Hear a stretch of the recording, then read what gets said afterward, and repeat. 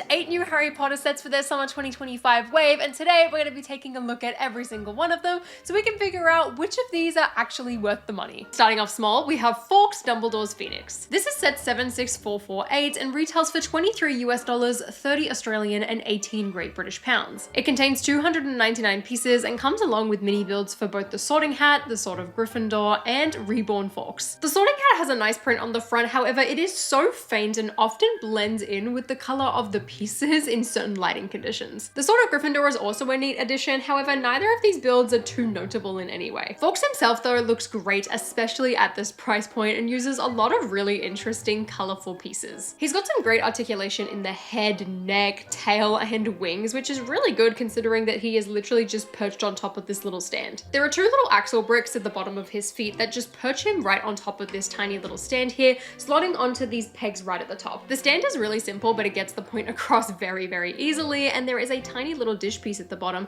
which you might recognize is supposed to be a pile of ashes. And this allows you to take the tiny little baby Fawkes that's included in this set and sit him on top of the ashes so he can be reborn again. It's a really cute and well-built set, and I'm a really big fan of this model for Fawkes. I think he came out really, really well and looks incredible. There aren't a ton of exposed studs on him either, which personally I think is really impressive, as a lot of the design of him uses various different slope pieces and tiles and jumpers. So if you're a fan of the Chamber of Secrets, Dumbledore, or just Fawkes himself, I definitely think it's worth picking up, especially at such a cheap price point. But otherwise, I feel like you could skip this very easily and you wouldn't really be missing out on much. It's not a Harry Potter wave, however, without some resemblance of the Hogwarts Castle, and this time around, the Herbology classroom greenhouses are their own unique set. This is set 76445 and retails for $50 US, 80 Australian and 45 Great British pounds. It has 390 pieces and 3 minifigures, and certainly does not feel like it's worth that price tag. Straight off the bat, $50 US for this is far too much. There is no way that I could look at the size of this set and feel like I'm getting $50 worth of value here. And that is a huge shame because I am a really big fan of the actual build of this set. I feel like this is the first time that LEGO has actually nailed the design of the greenhouse from both the exterior and the interior. As this time around, it actually feels like it's alive with greenery. Plants are growing off the walls, with my favorite one being this red one at the very back, which actually uses a minifigure dress piece in order to replicate the actual plant. There's a small fountain, lots of tools, and these two small sections that can snap off really easily and be brought outside of the greenhouse. The first has the Mimbleless Mimbletonia that you may remember Neville taking care of in the Order of the Phoenix. The other is where the best part of the set is located, as there are 3 dark orange pots which inside house the brand new custom molded mandrake pieces. It is way overdue that the mandrakes got a redesign, and these ones are absolutely perfect. I feel like LEGO's progression recently when it comes to tiny little minifigures, whether that be the space babies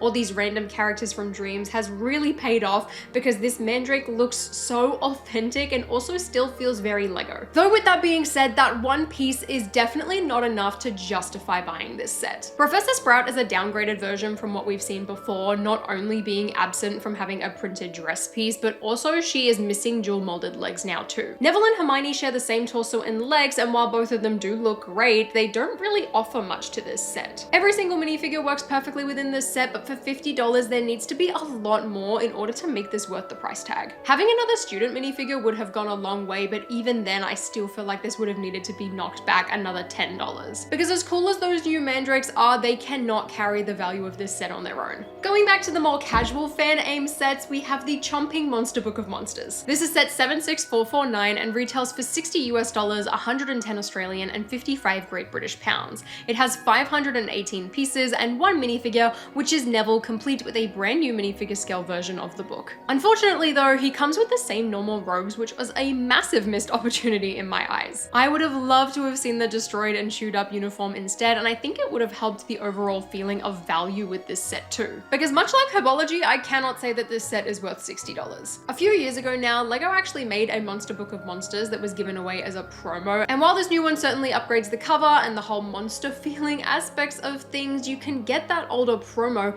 for half the price of this new one, and I still feel like you get a very substantial set. Starting off with the positives though, I absolutely love the cover of the book. I think the printed title tiles are absolutely incredible, and I love the ragged, scruffy little edges, as well as the vines and all of the little thorns and needles that are pointed on the sides. And that's not even to mention the fact that this book has an absolutely incredible play feature using a wind wind up gear. You can pull the set back and then the book will launch forward, chomping away after you, and it is absolutely hilarious. The downsides though are the fact that outside of the top and the paper sides, there is really not a lot of detail on this book at all, and it almost feels like it was completely neglected, or even some cases even half finished. There is not a single piece of sticker detailing or brick built detailing on the spine of the book, which is really disheartening, as well as these bottom edges here, which outside of having some stuck out pieces, there is nothing going on either. It really feels like they put all of their focus into making the play feature work, which is quite unfortunate because I feel like some stickers along the spine at least would have gone a really long way, if not a few slope pieces or some bow pieces right on the edge here. The use of a standard Neville does not help either, and another thing with this set is that you can really only display it flat like so, because if you put it on its side, the entire book is a little bit wonky because of how these corner pieces were made. You could certainly modify things a little bit to make it a bit more flat and actually stand up straight, but I feel like it is very limiting with this set. And I don't want to keep bringing up prices because it does feel like a very weak complaint in the grand scheme of things. However, $60 for this set is a very steep ask. I think this set really could have benefited from having that unique Neville as well as some sticker detailing on the spine just to make the whole set feel just a little bit more complete. The worst offender though when it comes to price is our next set, the Thestral family. This is set 76458 and retails for $70 US, 110 Australian and 60 Great British pounds with 548 pieces. Unlike Herbology or the Monster Book of Monsters, I find it really hard to locate where the price point is coming from with this set. My best guess is going to be the fabric pieces that make up the wing, since it is a really soft cloth and has been custom made for this set, but even then these fabric pieces are nothing new to Lego and have been used in multiple sets before, so I really don't think that that could be the only reason, because the Thestrals themselves are quite large, but they also don't use a ton of pieces in them because the legs are so skinny and the bodies are so skinny, and there's really not a lot of unique elements necessarily either. Because outside of some transparent slope pieces and these Technic joints that make up the larger Thestral's wings, I really don't feel like there is anything super notable parts wise either. And that whole thing just leaves me feeling really confused when it comes to this set. Starting off with this set, we get this tiny little Forbidden Forest build. Now this kind of confuses me because this piece is meant to match the existing Forbidden Forest system. However, that scale does not match that of the scale of these Thestrals, which means that this kind of giant pumpkin, and I guess what is supposed to be either a bush or a tree, just looks really tiny in comparison. And I know why this was put in the set, you know, it had to make it seem like there was a bit more value going on, but it kind of just feels like a jumble to me and does not really work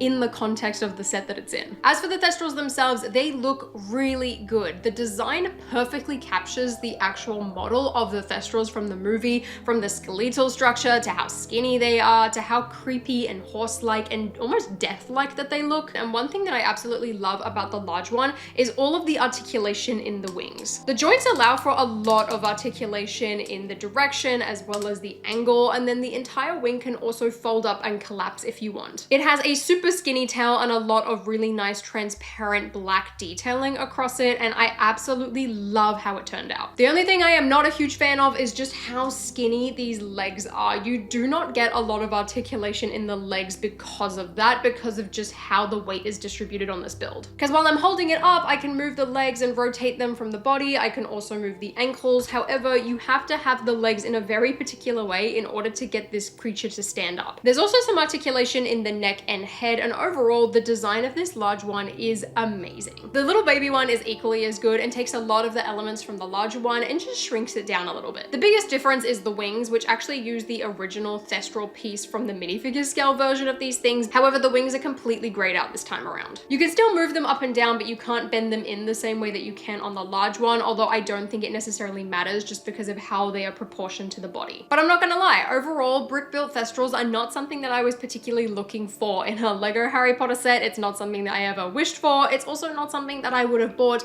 if I wasn't making a video on it. I'm really glad I got to test out the models and see them in person because they do look really fantastic. However, I just don't think it's a popular enough creature to have justified making a set out of it. As we start to get to the higher price points, you'll start to notice that this is where all of the place sets are, whether that be for better or for worse, I'm not entirely sure just yet. But on the bright side, we're starting off with one of the best, which is Privet Drive, Aunt March's Visit. This is set 76451 and retails for $90 US, 150 Australian and 80 Great British pounds, and it comes with 639 pieces and 5 minifigures. This is the third Privet Drive set to ever be released and is also the first one to be entirely enclosed, as well as feature one of the best Harry Potter opening scenes ever, where Aunt March blows up and becomes a big balloon. There is no denying that this singular element is the main draw to the set for me. I think this is absolutely fantastic. Now that being said, it is a little bit smaller than I was expecting, but I absolutely love it. She can also clip onto the side of the house using this tiny little superhero stand axle piece that just slots right in, so you can have her floating away, and it is just so funny to me. But if you don't want Balloon Marge, don't worry, there is also a standard Aunt Marge minifigure that's included in this set, as well as her bulldog Ripper, who comes with a brand new printed face. You also get a new version of Vernon, Dudley, and Petunia in their relevant outfits, and before you ask, no, Dudley is not misprinted, even though it looks that way. I thought the same too, but it turns out it is intentional, and you can see it on LEGO's website. Harry is the same minifigure as he was in the night bus, and finally, there is Hedwig, who is sitting outside on this tiny little Privet Drive sign. Now, the way that this house works is that it is built in two separate sections that clip together using these tiny little black pieces. This means that you can entirely detach the house from one another and have it as two separate halves if you really wanted to. Looking at the exterior of both of these pieces, I feel like it perfectly captures middle-class suburban England. If you own the previous Privet Drive set, you might notice a lot of the same type of building techniques and styles going on when it comes to the windows and the doors and all of the plants out the front. The biggest downgrade from that previous version though has to be the roof, as this time around they just do it as one giant flat plate rather than having those really nice alternate sloping roof pieces. In my eyes, this definitely has to be a cost thing, and it doesn't necessarily look as bad as I thought it would when I first saw the photos. However, I would really love to try and upgrade this roof myself. Another awesome feature about this set is that it featured this brand new angled bar piece in order to create the gutter. We'll see this piece pop up later on as well, but I really love the parts used here. Turning around on the house on the inside, and you have a tiny little hallway as well as the Dursleys' living room, complete with their iconic Dursley family portrait. In the corner, you'll find one of the TVs where they're watching the dancing show that is on during this scene, and then right up the top, you will find Dudley's bedroom. There is a ton of really neat sticker detailing up here, as well as a little pile of sweets in the corner, which I thought was quite fun. On the back side of the house, you will find the staircase, which of course includes a tiny little spot under the stairs featuring a small bed, as well as a tiny little statuette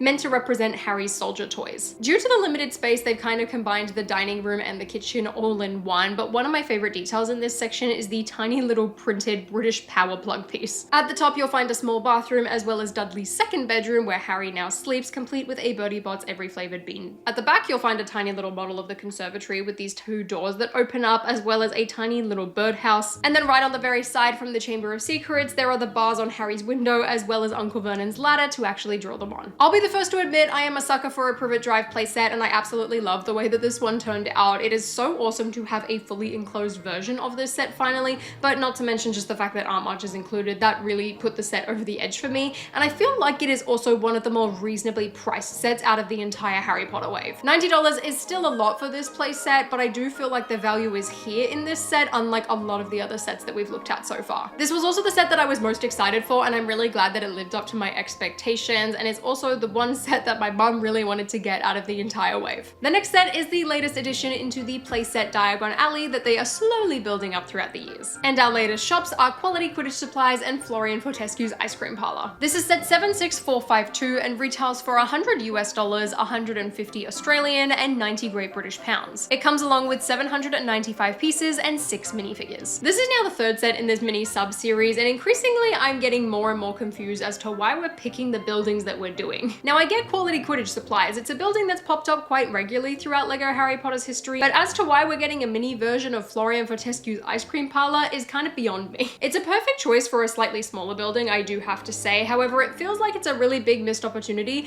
that we haven't had a miniature version of Gringotts Bank, let alone the Leaky Cauldron yet. Though, that aside, in terms of what we've gotten, I really like these two buildings. To start off with, we get a couple of little small builds, the first being this outdoor seating area for Florians. We also have an ice cream service counter that you can stick inside. And lastly is a little soft serve ice cream cart. Starting off with Florians, I absolutely love how this building ties into its mini side builds, and the color scheme of this looks absolutely incredible. These lime green masonry bricks look incredible, and I love how it ties in with the yellow, and just overall it feels really bright and colorful and matches Madame Malkin's perfectly. The mini builds of the ice cream in this tiny little seating area look absolutely incredible, and I love these stickered little panels on the side too. This entire building as well doubles as just a regular building as well as a corner unit, because the entire thing is built up on hinges, which is really nice. Even though it's really bare on the inside, I don't necessarily mind because of just how good this exterior is. On the other hand, there is quality Quidditch supplies, which by far is the main attraction of this set, when it feels way more fleshed out. Though I do have to say, I think the exterior on this is a little bit more bland than Florian's is, and I think that just comes down to just how bland the design is in general compared to it in universe. I love the sticker detailing, the color scheme, and a lot of the parts usage on the signs. And then on the inside, I just love how much more alive this feels compared to Florian's. The sticker detailing on these large panel pieces work wonders, and I just love the amount of accessories that are included in this. From the capes being hung up on the wall, to the beaters bats, the bludgers, the Quidditch uniforms, the broomsticks, the helmets, just everything is here. But the most notable is the design of the Nimbus 2000, which uses that same bar piece from Privet Drive, just in reddish brown this time. There's a small gear on the front of the store that you can turn in order to make the broomstick fly in the display, and it is such a really neat touch. And given how little floor space there is, I really feel like every single stud was utilized to the absolute maximum, and it leaves me feeling really happy with this build. I can't say it would be my first choice when it comes to picking one of the Diagon Alley playset sets, however, I really like what LEGO has done here. They also included 2 shopkeepers, one for each one, a random one for quality Quidditch supplies, as well as Florian Fortescue for his own ice cream parlor. And then in terms of customers, you get a bunch of the random Quidditch players from Hogwarts. Those being Cho Chang, Alicia Spinett, Katie Bell, and Ron Weasley. If you've been buying into the smaller Diagon Alley version, this is definitely a pickup, and once again, I'm really excited to see what the next buildings look like, because I feel like we're starting to get a pretty sizable street at this point.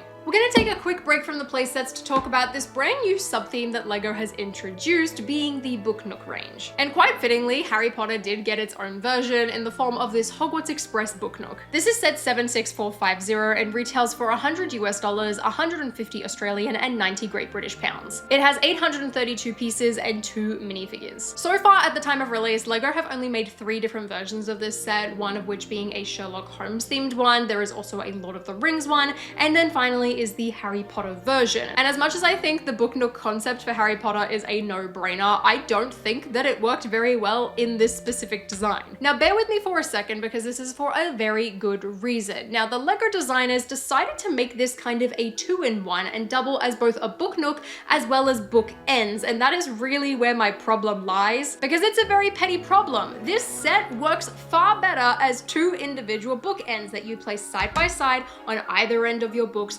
rather than a nook, simply because they went for the Hogwarts Express. Because if you take these 2 pieces and put them together to actually make a book nook, the same way that the set's title suggests, you have a train on either side. Now here's the thing, King's Cross, there is only 1 platform 9 3/4 and 1 train. That means the carriage should be on the same side. So the fact that we have a carriage on either side and a train on either side, it just doesn't work in universe. Because I still think the platform and the train station look great in book nook form, it's just the fact that the carriage is now on both sides. The other big giveaway to it being better used as bookends are the use of these little tires on the very bottom, because it stops this set from sliding around and just grips it to the surface a little bit more. Each of these bookends are really skinny, but still contain a ton of really interesting details. I think the size of the train was scaled really nicely for this set's concept, as this first one contains both the engine and the tender car, as well as a bunch of smoke clouds, which I think looks really cool. And then on the other end, you will find the passenger car. There is very minimal interior detailing, but for the tiny bit that there is, you'll be able to access it and see it through these little frame pieces at the back. However, they are so small and cramped that it really doesn't feel like it was worth putting it in. On the passenger car, there are some small doors that can open, and I guess you could slide the minifigures through there, but again, it is just way too skinny. The design for both of these bookends is very simple and pretty much the same, just a mirrored version of one another, containing the same type of brick built detailing as well as build techniques, but I think it really works well. If you turn the set around to be more in book nook form, you will see some stickered tile pieces with various signs, a clock, as well as some little wanted posters. And at the very top, similarly to the collector's edition Hogwarts Express, you'll see these little stickered quote tiles. This by far is one of my favorite sets of the wave, as it feels very unique and different, but also very authentically Harry Potter, which I cannot say the same for when it comes to a lot of the gimmicky Harry Potter sets. I think LEGO did an amazing job, and again, my only complaint is just with how it looks in book nook form. I really hope they take another attempt at a Harry Potter book nook and actually make it a bit more authentic to be in the Nook form rather than bookends. But that being said, I am very glad we did end up with bookends because this thing is incredible. And last but certainly not least is the most anticipated set out of this wave and the biggest addition to a Hogwarts Castle system ever in the form of Hogwarts Castle, the main tower. This is set 76454 and retails for $260 US, 400 Australian and 230 Great British pounds. It contains 2,135 pieces and 12 minifigures and is absolutely massive. This is an absolute behemoth of a set, and if it wasn't marketed as 10 plus, it very easily could have had the black box art and be sold as some sort of collector's edition. Because not only is this set giant and the same price point as the collector's edition Burrow, it is also just as detailed as that set is and contains even more minifigures. Which is kind of wild to put it in perspective because I feel like I put that Burrow so far above what I would usually put these Hogwarts Castle sets.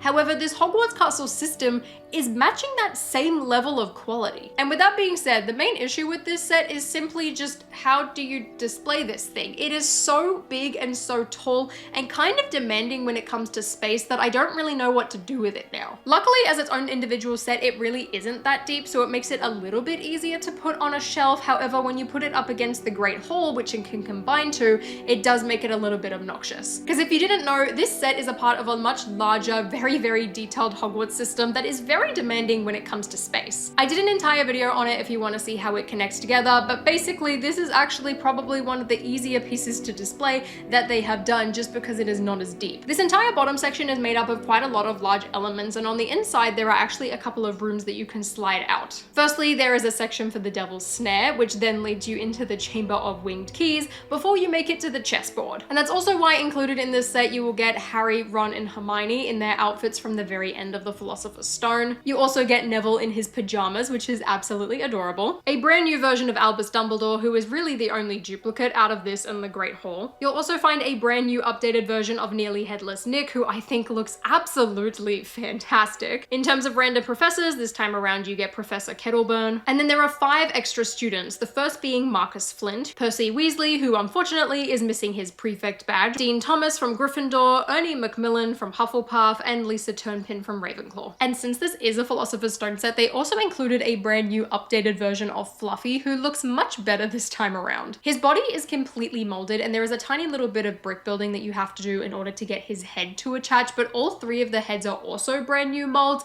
and all of them match this time around. And at the back of that room, you will also find, of course, the Golden Harp. Right above that is a section of a Hogwarts Castle that I have been dying to see for a very long time, and that is a properly fleshed out version of the Gryffindor common room. And not only that, we also get a tiny little replica of the Gryffindor dormitories. I don't know why it has taken so long to properly get a really nice Gryffindor dormitory, but we finally have it, and I feel like this is a really accurate representation as well. It also comes complete with the fat lady portrait who can open up, which is the version depicted from the first movie. And then the rest of the set basically is just the main tower featuring a bunch of the moving staircases and a variety of random portraits. One of my favorite references in this section is the fact that there is the safari portrait that the fat lady hides in The Prisoner of Azkaban, located on the wall. And then included are 2 little swiveling staircases, one at the very bottom and one at the top, which has a conveniently placed gargoyle on the other side, as if you head up that staircase, you will find your way into Dumbledore's office. And considering just how downscaled this version of Dumbledore's office is, I'm really surprised at the amount of detail that's included in here. There's the Sword of Gryffindor, the pensieve, the sorting hat, and even Fawkes on his little stand. Looping back though to the Philosopher's Stone theme of everything, at the very top of the tower you will find the spot for the Mirror of Erised, which you can rotate around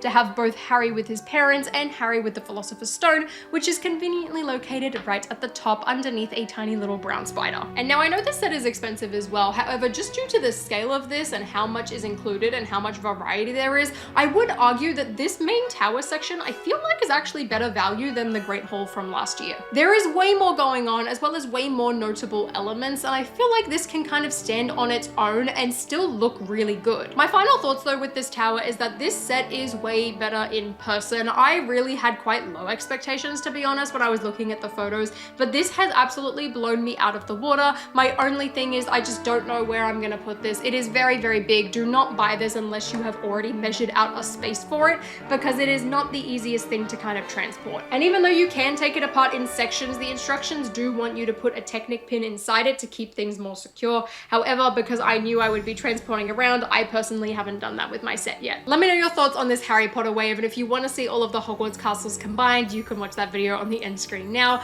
Otherwise, if you enjoyed this video, please give me a thumbs up, consider subscribing to my channel down below, and until next time, I'll see you later.